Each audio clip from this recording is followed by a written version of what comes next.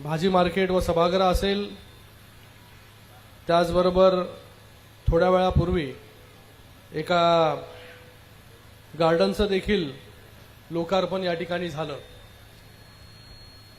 आणि ज्यांच्या मार्गदर्शनाखाली, ज्यांच्या प्रयत्नाने ही सर्व लोकार्पणे झाले, त्यांच्या पाठपुराव्याने लोकार्पण झाले, असे आपले या नाशिक महानगरपालिकेचे उपमहापौर विलासअण्णा शिंदे यांचं खूप खूप सगळ्यांच्या वतीने अभिनंदन करतो, धन्यवाद देतो।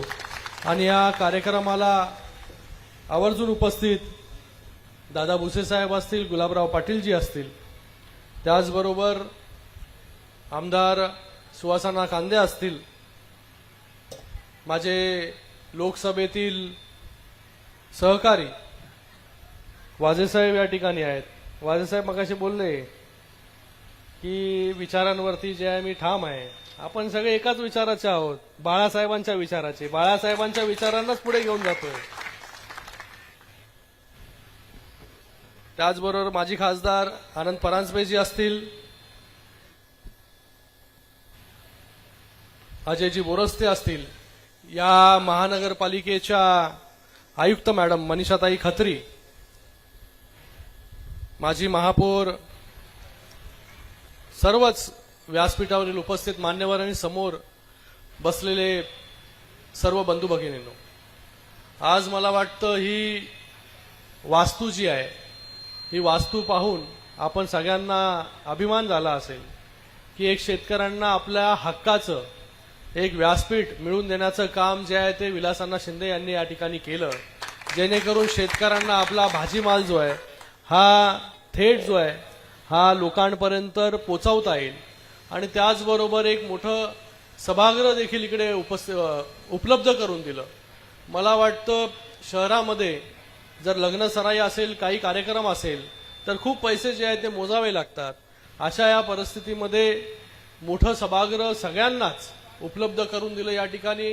त्याचबरोबर मगाशी मी पाहिलं ते गार्डन, हे गार्डन देखील भलं मोठं सगळ्या मुलांना, ज्येष्ठांना एक आपलं हक्काचं ठिकाण मिळवून देण्याचं काम जे आहे ते विलासअण्णांनी केलं। गेले अनेक वर्ष महानगरपालिकेमध्ये काम करतायत आणि आत्ताच माननीय उपमुख्यमंत्री, मुख्य नेते एकनाथजी शिंदे साहेबांनी त्यांना या महानगरपालिकेचं उपमहापौर पद देखील दिलं। मला वाटतं एक कार्यकर्त्याचा सन्मान करण्याचं काम शिंदे साहेबांनी या ठिकाणी केलं। नेहमीच तळागाळातील कार्यकर्त्याला न्याय देण्याचं काम जे आहे ते शिंदे साहेब या ठिकाणी करत असतात। आज विलासअण्णा शिंदेंना उपमहापौर केलं। आपल्याला आठवत असेल थोड्या दिवस अगोदर ज्योतिताई वाघमारे, ज्या एका सर्वसामान्य घरामधून येणाऱ्या एका स्त्रीला, मागासवर्गीय एका स्त्रीला देशाच्या सर्वोच्च सभागृहामध्ये पोहोचवण्याचं काम देखील शिंदे साहेबांनी केलं। म्हणून आज आपण पाहताय की महाराष्ट्राच्या कानाकोपऱ्यातून लोक जी आहेत ती शिंदे साहेबांवरती विश्वास दाखवून जे आहे शिवसेनेमध्ये काम करतायत। आज माजी खासदार आनंद परांजपे साहेब देखील 2 दिवसा अगोदर जे आहे स्वगृही जे आहे ते परतले, कारण की त्यांना माहिती आहे की आपल्याला एकाच पक्षामध्ये आणि एकच व्यक्ती जो आहे तो न्याय देऊ शकतो, ते आहे एकनाथजी शिंदे साहेब। आणि आपल्याला माहिती आहे त्यांच्या कार्यकाळामध्ये अनेक कामं जी आहेत ही या महाराष्ट्रामध्ये झाले। मगाशी पाटील साहेबांनी, गुलाबराव पाटील साहेबांनी आपल्याला सांगितलं की वेगवेगळ्या योजना, लाडक्या बहिणींसाठी योजना असेल, शेतकऱ्यांसाठी योजना असेल, लाडक्या भावांसाठी योजना असेल, त्याचबरोबर लाडक्या लेकींसाठी योजना असेल, लेक लाडकी योजना, महिलांना बसमध्ये मोफत अर्ध्या किमतीमध्ये प्रवास असेल, ज्येष्ठ नागरिकांना मोफत प्रवास असेल, एकही घटक सरकारने सोडला नव्हता की त्याच्यापर्यंत सरकार पोहोचलं नव्हतं। शासन आपल्या दारीच्या माध्यमाने लाखो करोडो लोकांना जे आहे हे न्याय मिळवून देण्याचं काम जे आहे हे शिंदे साहेब जेव्हा मुख्यमंत्री होते तेव्हा केलं। तेव्हा शासन अगोदर जे आहे लोकांना शासनाच्या मागे धावावं लागत होतं, प्रांताकडे जा, तहसीलदारकडे जा, कमिशनरकडे जा। शासन आपल्या दारी योजना आणली आणि शासनाला जे आहे हे लोकांच्या मागे जे आहे पळायला लावलं आणि लोकांना त्यांचा जे आहे बेनिफिट मिळवून देण्याचं काम जे आहे ते आपल्या सरकारने केलं। आता देखील आपलं सरकार आहे, मुख्यमंत्री जे आहे देवेंद्र फडणवीस साहेब आहेत, उपमुख्यमंत्री एकनाथजी शिंदे साहेब आहेत। आज त्यांच्या मार्गदर्शनाखाली हा महाराष्ट्रामध्ये 30 घोडदौड जी आहे ती आता देखील सुरू आहे आणि आता सिंहस्थ कुंभमेळा देखील या नाशिकमध्ये येतोय, त्याची देखील जय्यत तयारी जी आहे ती या ठिकाणी सुरू आहे। कुंभमेळ्याच्या निमित्ताने 35,000 कोटींची कामं जी आहेत या नाशिकमध्ये सुरू आहे। आज सकाळपासून त्र्यंबकेश्वर मंदिरापासून आमचा दौरा सुरू झाला। सकाळी 9:30-10 वाजता त्र्यंबकेश्वर मंदिरामध्ये जाऊन दर्शन घेतलं महादेवाचं।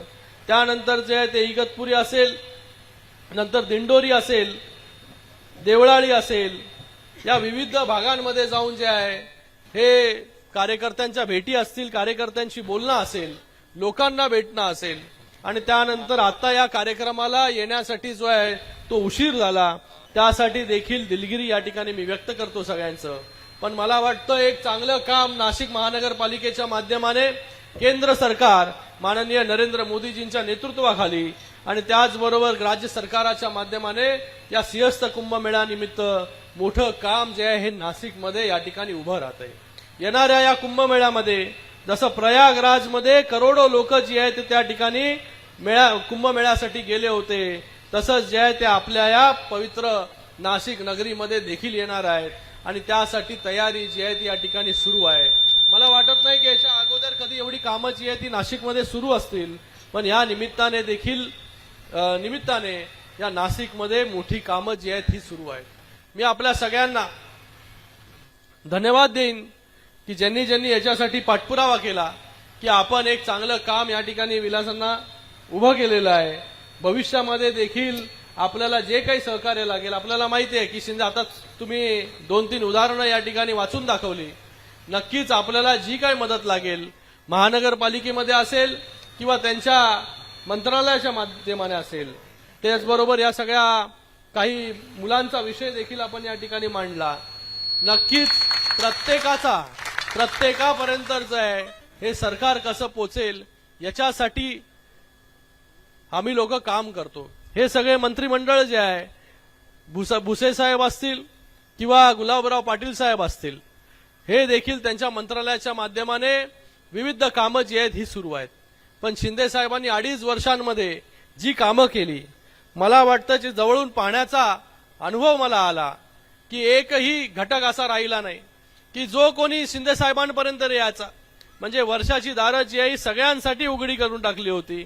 लोक जी आहे ती कानाकोपऱ्यामधून, जे गावागावामधून शेतकरी जे आहे हे वर्षावरती पोचले होते, लोक जी आहे ती तिथपर्यंत जात होती, आपलं हक्काचं घर, आपला हक्काचा मुख्यमंत्री म्हणून शिंदे साहेबांकडे बघत होते आणि त्यांच्याकडे गेल्यानंतर जे आहे हे माझं काम नक्की 100% होईल अशी अपेक्षा घेऊन जे आहे ती लोक जात होती आणि लोकांची कामं देखील त्या ठिकाणी होत होती।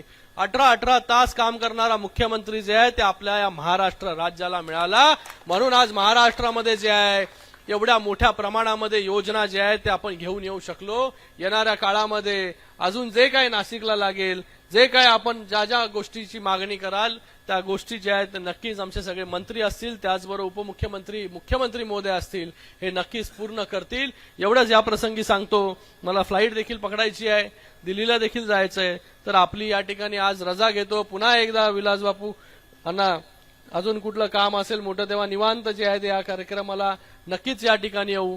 पुन्हा एकदा आपण एवढ्या मोठ्या संख्येमध्ये उपस्थित झालात त्याबद्दल आपले धन्यवाद। या ठिकाणी आयुक्त मॅडम यांचा देखील मनपूर्वक धन्यवाद व्यक्त करतो की आपण देखील या नाशिकमध्ये चांगलं काम करताय आणि येणाऱ्या कुंभमेळ्याच्या निमित्ताने आपल्याला एक मोठी ऑपॉर्च्युनिटी देखील या ठिकाणी मिळालेली आहे, त्यासाठी देखील आपले खूप खूप शुभेच्छा। जय हिंद, जय महाराष्ट्र।